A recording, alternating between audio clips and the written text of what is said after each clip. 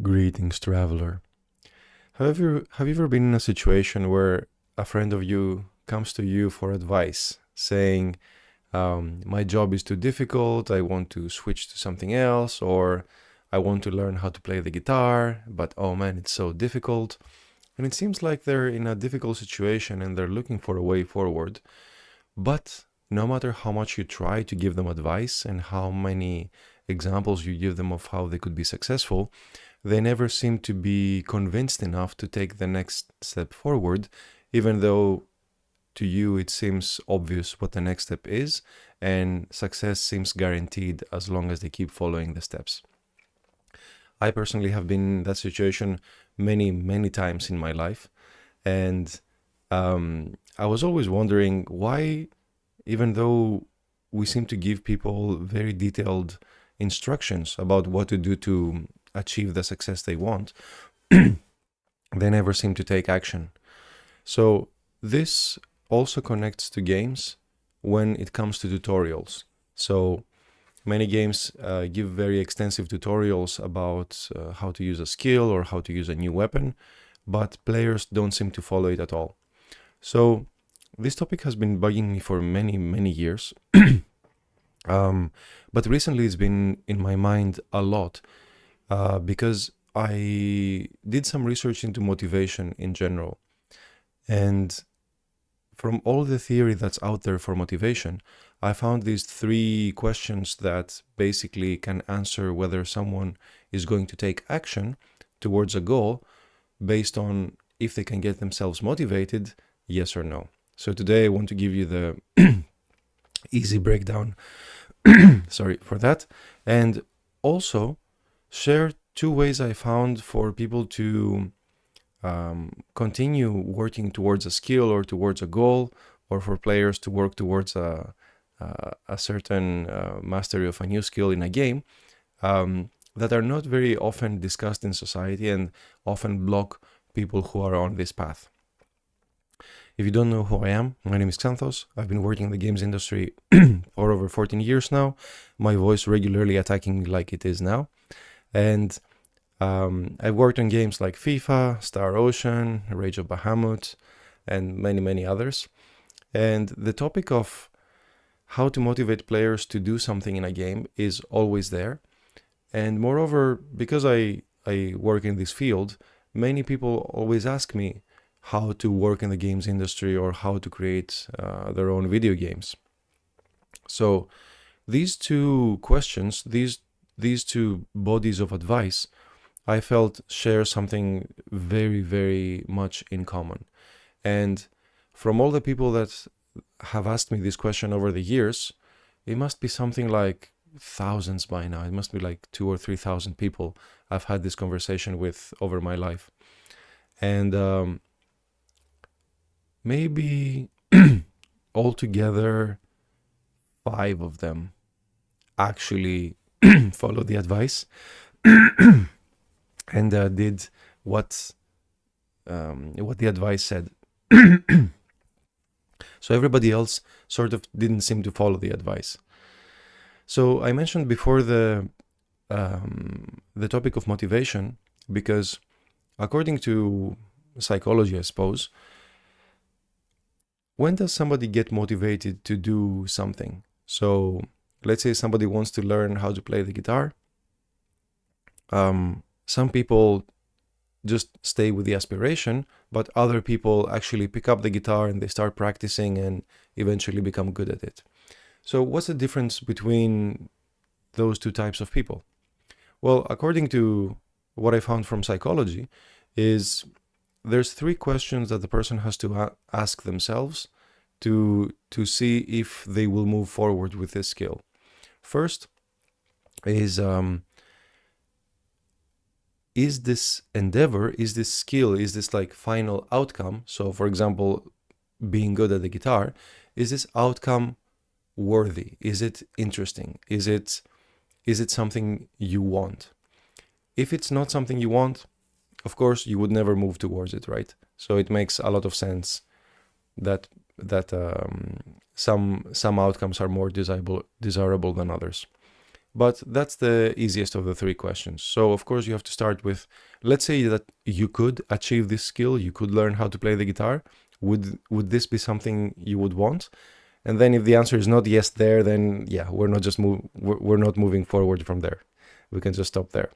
But assuming that the answer is yes, then the next question is how can I do it? What is the method through which I can achieve this skill, this goal? So here is usually all the things you have to do to increase the skill, right? So practice, I don't know, watch successful examples of people doing it out there. So there is a few steps that you have to do, usually over and over and over again, until you get to the level that you want. So is that something, and this is the second question, is that something that you can do?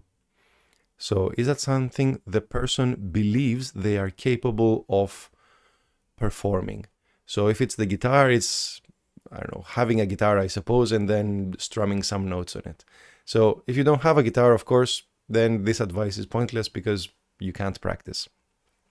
But if you have the guitar and you have the pick and you know what sort of exercises to do and you believe you can do them, then that settles the second question of whether you are capable of performing the task necessary to achieve the goal. The final question is, does the person believe that following this sequence of steps will get them to their goal? So, for example, if somebody wants to get better at playing the guitar, and the advice is watch a lot of music concerts, then they might not believe that just watching concerts is going to make them better. Maybe it's going to make them a little bit better, but not enough to be a master guitarist themselves, right? So, to recap the questions is, first of all, do you believe that the outcome is desirable and worthy? If yes, continuing with, do you believe that this sequence of steps is something you can do? If it's not something you can do, then that's something you have to resolve first. But if it is, then you move to the last part. Do you believe that following these steps will get you to the goal? If you don't have faith in the process, then what you do is you examine if other people, after following a similar series of steps, achieved the goal. So if they did, then you have reasonable evidence, then it's not just advice, it's evidence, that other people following this method managed to get to the goal. So it only follows reason that if you do the same thing, you're probably going to get the same result. So that's the basis for motivation. Having these three elements. That, however, I think is very much self-based. So that is something someone can do even if they have no external help, no guidebook, no teacher to be with them all the time. So I was wondering, well, what if someone is not self-motivated enough, or what if they're lacking the ability or the resourcefulness or the faith to just go and do all these things and see if they can improve in their skill and achieve their goal. Well, usually that's where the conversation ends, right? If someone doesn't say yes to all these three questions, usually they don't move forward. However, the thing that I wanted to share the most today is I found two other things that have happened to me personally that completely bypass these three motivational questions. And it's interesting because they don't bypass all of them. They just bypass the, do you think you can do it, and do you think that doing it will get you to your goal part. So you still need to want the goal, right? So the first method through which we can bypass these two questions is simply having a mentor, I found. So why is a mentor so important here? Having a mentor to teach you how to perform the skill not only takes care of the part where you um, don't know what to do, or like you don't know the steps that will eventually improve your skill and get you to your goal, because the mentor will tell you exactly what you need to do. The mentor will also take care of the, do you believe this is going to get you to your goal? Because clearly the mentor already has the skill, right? So if it's an accomplished guitarist already and you have seen him perform, then you have very much proof that he has the skill that you want to learn. So taking care of these questions first just leaves the fact, well, assuming that this mentor exists, do you still want the outcome? If yes, then the mentor basically does all the heavy lifting for you and can show you the way and stands there as living proof that if you follow the same process as the mentor, you will most likely have the same results as him as well. So I know nowadays in society it's very rare to find real mentors to guide us through life, and I think that if someone finds a mentor to learn the skill that's gonna get them to their goal, I think that's a privilege. It's definitely luck, and it's something I certainly wouldn't let go. I think it's a great event in someone's life.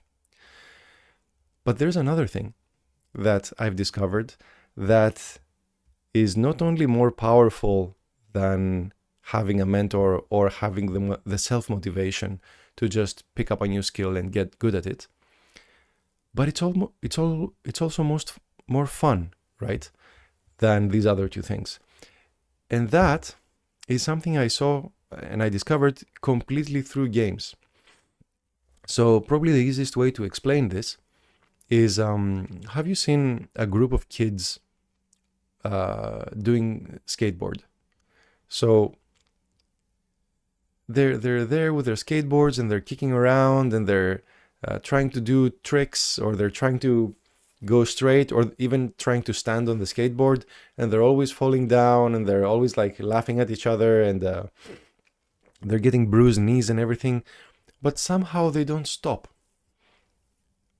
And that's very strange if you think about it, because most adults, if they sense the slightest bit of pain from anything, they will never associate with it again if they can help it. So why do kids keep trying to do skateboard even though it's painful and difficult? My understanding of that situation is that, well, that kind of works like the mentor situation. So the other kids that are doing skateboard with them, they're not going to teach them like step by step what to do, but they serve there as the living proof that, first of all, this skill is attainable by others in your peer group. So not adults, not a master, but other kids just like you. The other is, you can sort of observe them doing it. So they're not going to teach you the steps explicitly, but humans primarily learn through copying other things in the environment. So just seeing how these other kids skateboard kind of gives you the way forward. And finally, there's also the element of status, right? And fun, and these other kids that can already skateboard seem to be having a lot of fun. They're doing all these tricks and they're going fast and they're making jumps, and it's all great. So that element of fun, as soon as you get over that initial hump of just getting the basic skill down, can carry you to the moon, basically. It's incredibly powerful. And here you're probably wondering, but what if you're not having fun in the beginning? And that's where I think games have this incredibly elegant way of getting you over the initial hump. If we're talking about video games, then we're already in a much better situation, because most video games make the beginning of the game extremely easy. It's just press one button to move forward, press one button to make an attack. It's something anyone can do. And then little by little, they increase the complexity. But that doesn't happen in something like skateboarding, which is way more difficult, right? And the learning curve is much more steep in the beginning.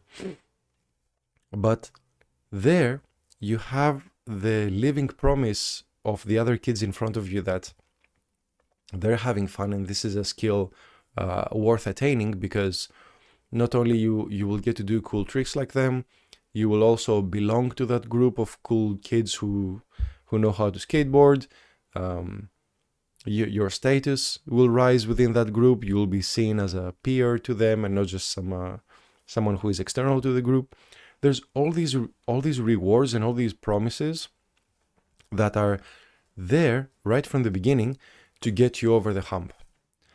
So I think that's really powerful. I think we see it in video games a lot.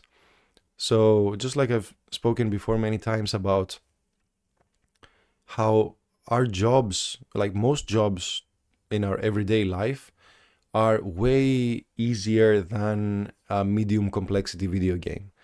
Yet still people hate doing those jobs, and they can't wait to go back home to play some extremely complicated video game that's 99% punishment and 1% reward. And that's because the games were so good at giving so much fun in the beginning, having a very simple to follow process to teach you the game. And that's, I think, where graphics play a really good role in video games, is, you see the package of the game, or you see the key art of the game, and you think that's cool.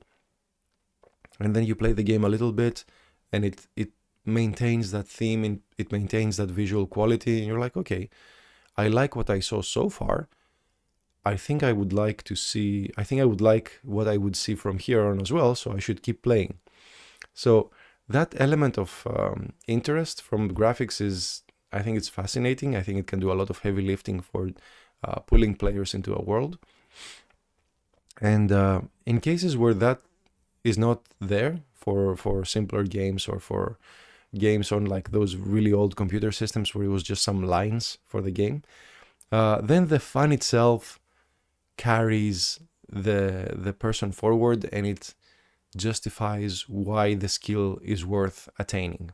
In fact, if you ask most people who are good at any video game how they got so good, they often can't explain it. They just say they're not even aware of their own skill.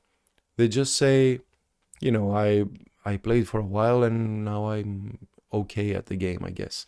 But they're actually really, really good. And to put this into perspective, if you gave the same video game to a grandma or something, and you said, okay, grandma, now, become really, really good at, League of Legends or something, that would be an almost impossible task for her. But there's kids who are, 15 years old who are already extremely good at the game. They didn't go to school to study it. They didn't, do it because of an external stimulus. They either simply had fun with the game from the beginning, or they were in a group of friends that, they were all playing the game. So little by little, by mostly mimicking and asking questions here and there, they managed to figure out what you're supposed to do and what are the correct strategies and what are the good items and so on. So to bring this back to the topic of advice, I think that something that would help a lot of people to break through that initial skill barrier is one of these three things, right? Either finding a way to answer these questions for yourself.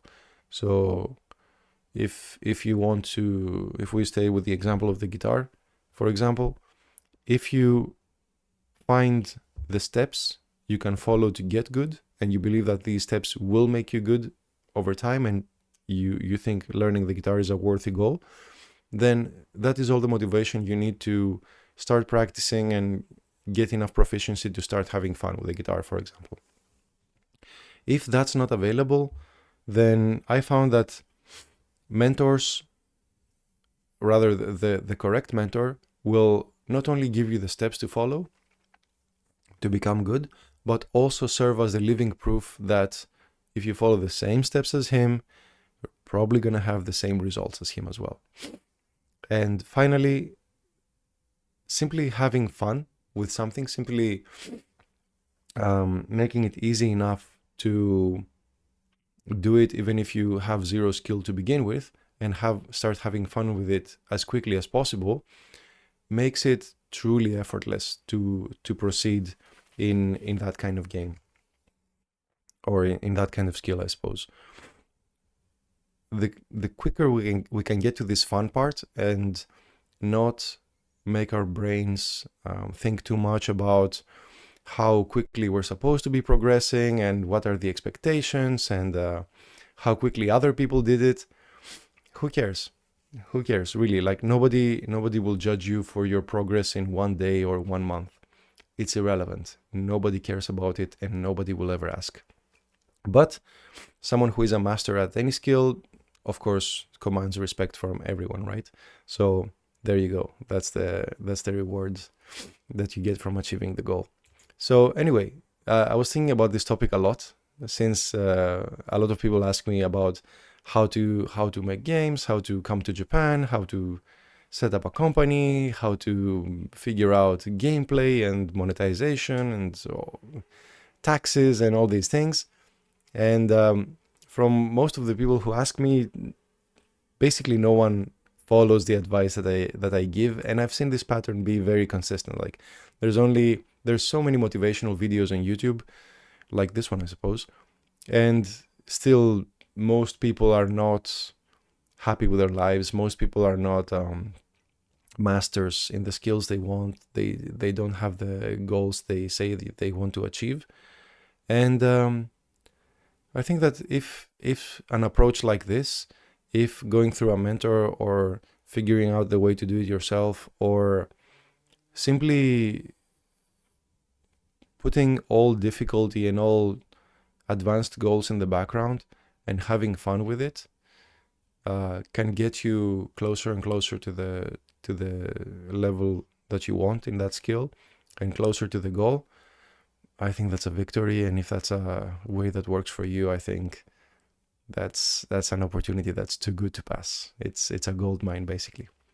Anyway, these are just some thoughts I had on the topic. I hope that this helps at least one other person out there to see how working on these things is fun and rewarding and worth doing.